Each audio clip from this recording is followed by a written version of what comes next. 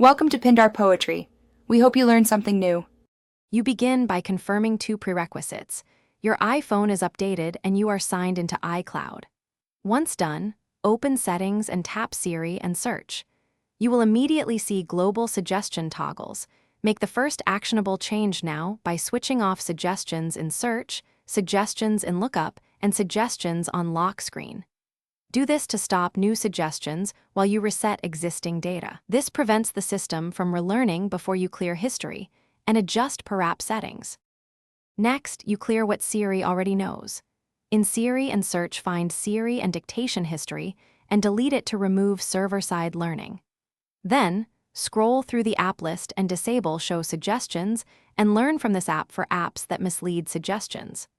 Once you've cleared history and adjusted apps, restart your iPhone to flush caches and restart suggestion services. Doing these steps together ensures both local and cloud-stored signals are removed, so suggestions won't reappear immediately.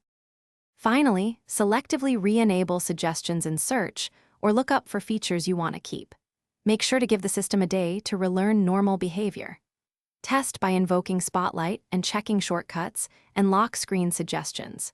If suggestions persist or behave oddly, try turning off keyboard predictive, restart, and if needed, use settings right arrow general right arrow reset all settings as a last resort. That clears stubborn caches without erasing your data and usually resolves lingering. Thanks for watching. Consider subscribing if we helped you.